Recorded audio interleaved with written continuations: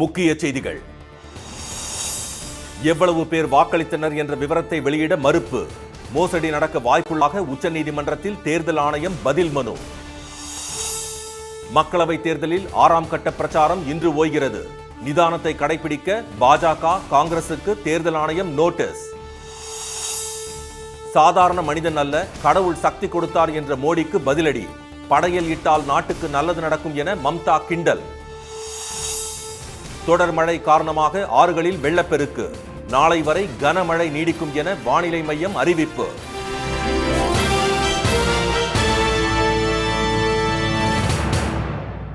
வணக்கம். வணக்கம். வழக்கு பதிவு விவரங்கள் தொடர்பான படிவம் 17C இணையதளத்தில் வெளிப்படையாக பதிவேற்றுவது தவறான செயல்களுக்கு வழிவகுக்கும் என்று உச்சநீதிமன்றத்தில் தேர்தல் ஆணையம் தெரிவித்துள்ளது. வாக்குப்பதிவு நாளன்று தேர்தல் ஆணையம் வெளியிட்ட எண்ணிக்கை விவரங்களுக்கும் இறுதியாக வெளியிட்ட விவரங்களுக்கும் இடையே உள்ள 6% வேறுபாடு பொதுமக்களிடம் சந்தேகங்களை எழுப்பியிருப்பதாக கூறி உச்சநீதிமன்றத்தில் ஜனநாயக சீர்திருத்தங்களுக்கான சங்கம் வழக்கு தொடர்ந்தது. வாக்குப்பதிவு முடிவடைந்தவுடன் அதன் விவரங்களை உடனடியாகவும் துல்லியமாகவும் வெளியிட தேர்தல் ஆணையத்திற்கு வழிகாட்டுதலுடன் கூடிய உத்தரவை பிறப்பிக்க வேண்டும் என்று மனுவில் கோரப்பட்டது.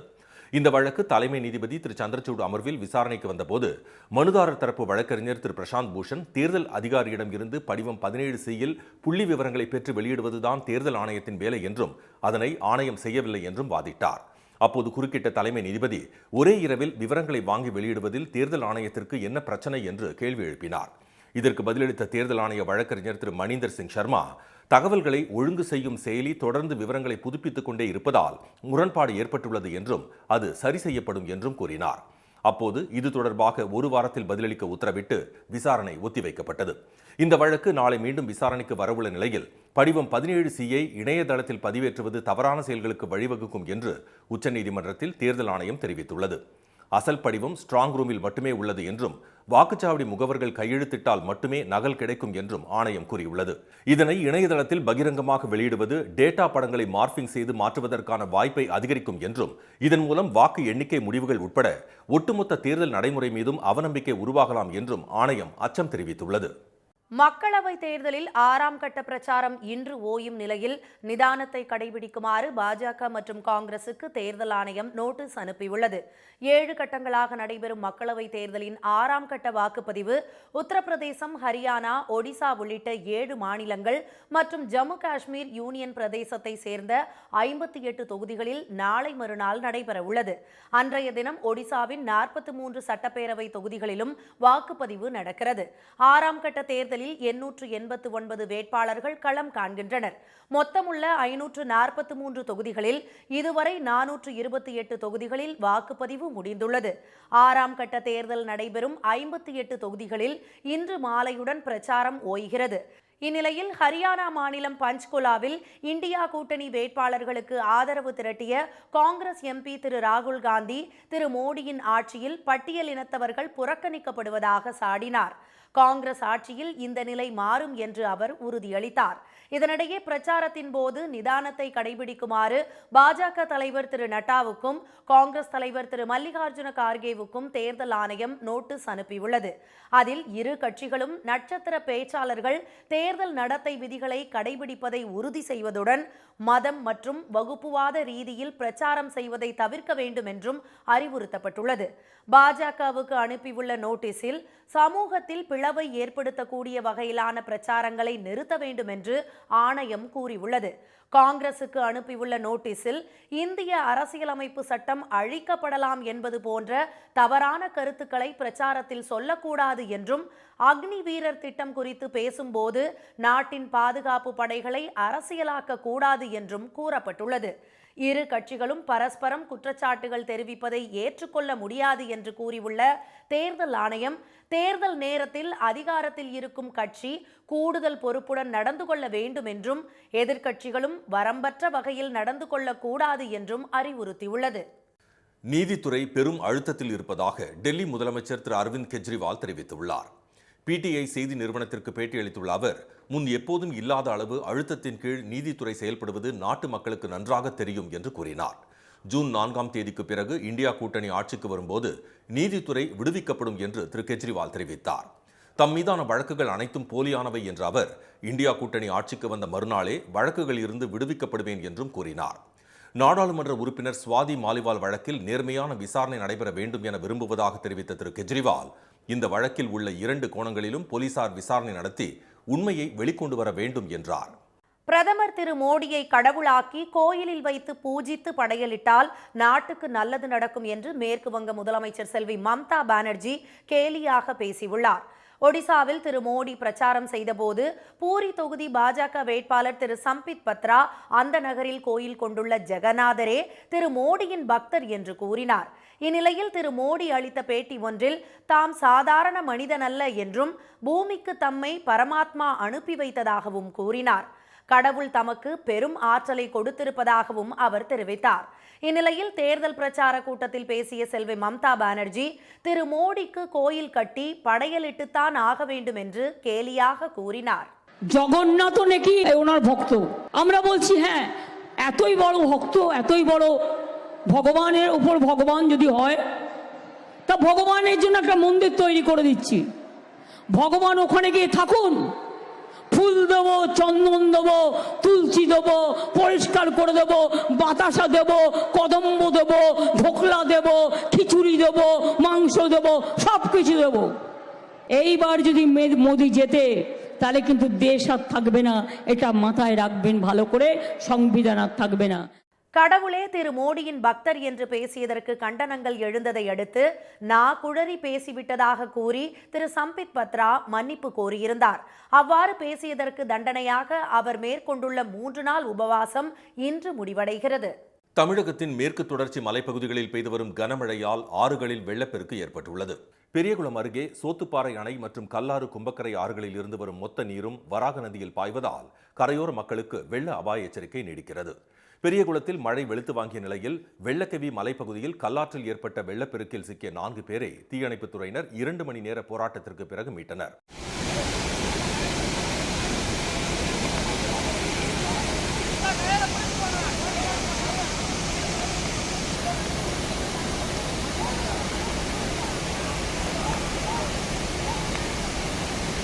போடி அருகே பிள்ளையார் அணைக்கட்டு பகுதியில் வெள்ளப்பெருக்கு காரணமாக ஆற்றில் குளிக்க தடை விதிக்கப்பட்டுள்ளது.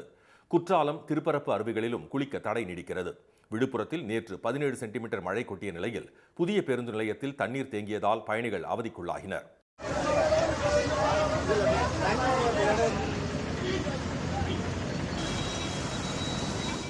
கோபி அருகே நம்பியூர் பகுதியில் உள்ள குளங்கள் நிரம்பி வழிந்ததால் பேருந்து நிலையம், பெரியார் நகர் உள்ளிட்ட இடங்களில் சாலைகளில் தண்ணீர் சூழ்ந்தது. ஒட்டன்சத்திரத்தில் கனமழையால் தாழ்வான இடங்களில் தண்ணீர் தேங்கியது. அத்திக்கொம்பை பகுதியில் புளியமரம் சாலையில் விழுந்து போக்குவரத்து பாதிக்கப்பட்டது. கோவை அன்னூரில் தண்ணீர் லாரி மீது மரம் விழுந்ததால் போக்குவரத்து பாதிப்பு ஏற்பட்டது. நீலகிரி மாவட்டம் கூடலூர், சங்ககிரி, கிருஷ்ணகிரி, நத்தம், திண்டுக்கல், ஆண்டிப்பட்டி, திருக்கோவிலூர், திண்டிவனம், விருதாச்சலம், நாகர்கோவில் உள்ளிட்ட பகுதிகளில் மழை பெய்தது. இதனிடையே வங்கக்கடலில் உருவாகியுள்ள குறைந்த காற்றழுத்த தாழ்வு பகுதி நாளை காற்றழுத்த தாழ்வு மண்டலமாக வலுப்பெறும் என சென்னை வானிலை மையம் தெரிவித்துள்ளது. இதன் காரணமாக தேனி, தென்காசி, நெல்லை, குமரி, தூத்துக்குடி மாவட்டங்களில் இன்று மிக கனமழைக்கான ஆரஞ்சு எச்சரிக்கையும், ராமநாதபுரம், விருதுநகர், மதுரை, திண்டுக்கல், திருப்பூர், கோவை, நீலகிரி மாவட்டங்களில் கனமழைக்கான மஞ்சள் எச்சரிக்கையும் விடப்பட்டுள்ளது. நாளை வரை கனமழை நீடிக்கும் என்றும் வானிலை மையம் கூறியுள்ளது. மேற்கு வங்கத்தில் 2010க்கு பின் வழங்கப்பட்ட அனைத்து ஓபிசி சான்றிதழ்களும் ரத்து செய்யப்படுவதாக கொல்கத்தா உயர்நீதிமன்றம் தீர்ப்பளித்துள்ளது. இது தொடர்பான வழக்கில் நேற்று தீர்ப்பு வழங்கிய நீதிபதிகள் மேற்கு வங்க பிற்படுத்தப்பட்ட வகுப்பினர் சட்டம் 2012 கீழ் 42 பிரிவினர் இதர பிற்படுத்தப்பட்ட வகுப்பினராக சேர்க்கப்பட்டுள்ளதாக தெரிவித்துள்ளனர். அந்த பிரிவுகளில் பல பிரிவுகள் ரத்து செய்யப்பட்டிருப்பதாக சுட்டிக்காட்டியுள்ள அவர்கள் 2010ஆம் ஆண்டிற்கு முன் 66 ஓபிசி வகுப்பினரை வகைப்படுத்தும் மாநில அரசின் நிர்வாக உத்தரவுகளில் நீதிமன்றம் தலையிடவில்லை என்று கூறினர். அவற்றுக்கு எதிராக வழக்கு தொடரப்படவில்லை என்ற நீதிபதிகள் மார்ச் 5, 2010 முதல் மே 11, 2012 வரை 42 வகுப்புகளை ஓபிசிக்களாக வகைப்படுத்தும் மாநில அரசின் நிர்வாக உத்தரவு சட்டவிரோதமானது என்றும், எனவே மார்ச் 5, 2010க்கு பிறகு இந்த 42 பிரிவினருக்கு வழங்கப்பட்ட இதர பிற்படுத்தப்பட்டோர் பிரிவினருக்கான சான்றிதழ்களும் ரத்து செய்யப்படுவதாகவும் தீர்ப்பளித்தனர். அதே நேரத்தில் ஏற்கனவே பணியில் உள்ள அல்லது இடஒதுக்கீட்டின் பலனை பெற்ற அல்லது அரசு தேர்வுகளில் வெற்றி பெற்றவர்கள் இந்த தீர்ப்பால் பாதிக்கப்பட மாட்டார்கள் என்றும் நீதிபதிகள் தெளிவுபடுத்தினர். 5 லட்சத்திற்கும் மேற்பட்ட சான்றிதழ்களை ரத்து செய்துள்ள இந்த தீர்ப்பை ஏற்கப் போவதில்லை என்று முதலமைச்சர் செல்வி மம்தா பானர்ஜி அறிவித்துள்ளார். மேற்கு வங்க அரசு அறிமுகப்படுத்திய ஓபிசி இடஒதுக்கீடு தொடரும் என்றும் இதற்காக வீடு வீடாக ஆய்வு நடத்தி மசோதா தயாரிக்கப்பட்டதாகவும் அவர் தெரிவித்துள்ளார். இது பாஜகவின் சதி என்று சாடியுள்ள செல்வி மம்தா பானர்ஜி மத்திய அமைப்புகளை பயன்படுத்தி இடஒதுக்கீட்டை முடக்க பாஜக சதி செய்வதாக குற்றம் சாட்டியுள்ளார். உரிய காலத்தில் தண்ணீர் திறப்பு, குறுவை தொகுப்பு திட்டம், தட்டுப்பாடின்றி மும்முனை மின்சாரம் உள்ளிட்ட காரணங்களால் குறுவை சாகுபடி அதிகரித்து வருவதாக டெல்டா விவசாயிகள் தெரிவித்துள்ளனர். தஞ்சை, திருவாரூர், நாகை, திருச்சி, அரியலூர் உள்ளிட்ட காவிரி டெல்டா மாவட்டங்களில் கடந்த 5 ஆண்டுகளில் குறுவை சாகுபடி பரப்பளவு 40% அதிகரித்துள்ளது. வழக்கமாக ஜூன் 12ஆம் தேதி மேட்டூர் அணை திறக்கப்படும் நிலையில் 2 ஆண்டுகளுக்கு முன் நீர் இருப்பு காரணமாக மே மாதம் அணையில் இருந்து முதலமைச்சர் திரு மு.க. ஸ்டாலின் தண்ணீரை திறந்துவிட்டதால் கூடுதலாக 5,35,000 ஏக்கரில் குறுவை சாகுபடி செய்யப்பட்டதாக விவசாயிகள் கூறினர். சாகுபடி பரப்பு அதிகரிக்க தடையற்ற மின்சாரமும் ஒரு காரணம் என்று அவர்கள் தெரிவித்தனர். பெருமளவுக்கு மின்சார வெட்டு இல்லாததுனால தொடர்ந்து மின்சார மோட்டார்கள் இயங்குது. அதனால் குறுவை சாகுபடியை எளிதாக விவசாயிகள் செய்ய முடியுது. அந்த நம்பிக்கையோடு இருக்கிறதுனால இந்த ஆண்டு குறுவை சாகுபடி பரப்பு அதிகமாயிருக்கு. கடந்த 3 ஆண்டுகளாக தமிழக அரசின் குறுவை தொகுப்பு திட்டத்தில் விதை, நெல், உரம் உள்ளிட்டவை மானிய விலையில் வழங்கப்படுவதால் நம்பிக்கையுடன் சாகுபடி செய்வதாக விவசாயிகள் கூறினர். வழக்கத்துக்கு மாறாக குறுவை சாகுபடி கூடுதலாக அதிகரித்திருக்கு. இதுக்கு தமிழக முதலமைச்சர் அறிவித்த தொகுப்பு திட்டமும் விவசாயிகளுக்கு, குறுவை சாகுபடி விவசாயிகளுக்கு கை கொடுத்தது, பலன் அளித்தது. நெல்லை அதிகமாக கொள்முதல் பண்ணியிருக்காங்க. அதனால் குறுவை சாகுபடி தமிழகத்தில் வழக்கத்துக்கு மாறாக கூடுதலாக செஞ்சுருக்காங்க விவசாயிகள். 3,4 லட்சம் ஏக்கராக இருந்த சாகுபடி பரப்பளவு தமிழக அரசின் நடவடிக்கைகளால் 4 லட்சத்திற்கும் மேல் அதிகரித்துள்ளது என்று விவசாயிகள் தெரிவித்தனர். திருவாரூர் மாவட்டத்தில் உப்பு நீர் அதிகமாக உள்ளதால் விவசாயிகளின் நிலத்தில் மழைநீர் சேமிப்பு திட்டத்தை செயல்படுத்துவதும் மும்முனை மின்சாரத்திற்கு விண்ணப்பித்த அனைவருக்கும் இணைப்பு வழங்குவதும் குறுவை சாகுபடிக்கு உதவும் என்று அவர்கள் கூறினர். காவிரி மேலாண்மை ஆணைய உத்தரவின்படி தமிழகத்திற்கு உரிய நீரை மாதாந்திர கணக்குப்படி கர்நாடகம் வழங்க வேண்டும் என்றும் விவசாயிகள் வலியுறுத்தினர். மூலப்பொருட்களின் விலை உயர்வால் கோவையில் மோட்டார் பம்ப் செட் தயாரிப்பு நெருக்கடியில் சிக்கி தவிப்பதாக தொழில்துறையினர் தெரிவித்துள்ளனர். அங்கு 1928ஆம் ஆண்டிலேயே தொடங்கப்பட்ட பம்ப் செட் தயாரிப்பு நிறுவனங்கள் வளர்ச்சியடைந்து தற்போது நாட்டின் மொத்த தயாரிப்பில் 55% பங்களிப்பை வழங்கி வருகின்றன. 3000த்திற்கும் மேற்பட்ட சிறு குறு நிறுவனங்கள், 50க்கும் மேற்பட்ட பெரிய நிறுவனங்கள், உதிரி பாகங்களை தயாரிக்கும் 12,000த்திற்கும் மேற்பட்ட ஒப்பந்த நிறுவனங்கள் என 2 லட்சத்திற்கும் மேற்பட்டோருக்கு வேலை வாய்ப்பை வழங்கி வருகிறது பம்ப் செட் தயாரிப்பு தொழில். ஆழ்துளை மோட்டார்கள், நீர்மூழ்கி மோட்டார்கள், கம்ப்ரசர்கள், ஆயில் எந்திரங்கள் என விவசாயம், வீடு, ஆலைகளுக்கு தேவையான அனைத்து விதமான பம்ப் செட் மோட்டார்கள் கோவையில் தயாரிக்கப்படுகின்றன. இதற்கான செம்பு, இரும்பு, காயில் வயர் உள்ளிட்ட மூலப்பொருட்களின் விலை தொடர்ந்து உயர்வதால் மோட்டார் பம்ப் செட் தொழில் மீண்டும் மந்த நிலைக்கு சென்றுவிடுமோ என்ற அச்சம் தொழில்துறையினர் மத்தியில் நிலவுகிறது. 5% 7% வரைக்கும் விலையை ஏற்றி இருக்கிறோம். விலை ஏற்றத்தினால மீண்டும் இந்த தொழில் தொய்வு நிலைக்கு சென்று விடுமோ என்ற அச்சம் இருந்த பொழுதிலும் வேறு வழி இல்லாமல் இந்த இதை நாங்கள் செய்ய வேண்டிய சூழ்நிலையில் இருக்கிறோம். மோட்டார் பம்ப் செட் தயாரிப்புக்கான 90% மூலப்பொருட்கள் வட மாநிலங்களிலிருந்தே கொண்டு வரப்படுகின்றன. மூலப்பொருட்களின் விலை உயர்வுடன் போக்குவரத்து செலவு, ஜிஎஸ்டி ஆகியவற்றால் மூலதனம் அதிகரித்துள்ள நிலையில் இழப்பை தவிர்க்கவே விலையை உயர்த்தியுள்ளதாக தயாரிப்பாளர்கள் கூறினர். காப்பர் 35%, பிகைன் நிறைய ஃபவுண்டரிஸ் அது ஒரு 25% ஏறி இருக்குங்க. மூலப்பொருட்கள் விளையாட்டுனா உற்பத்தி அதிகமானாலும் நாங்கள் 4 to 7% இப்போ பம்பு விலையை உயர்த்தக்கூடிய நிலைமை தள்ளப்பட்டிருக்கோம். பண மதிப்பிழப்பு, கொரோனா முடக்கத்தால் ஏற்கனவே சிறு குறு நிறுவனங்கள் பல மூடப்பட்டுவிட்டன.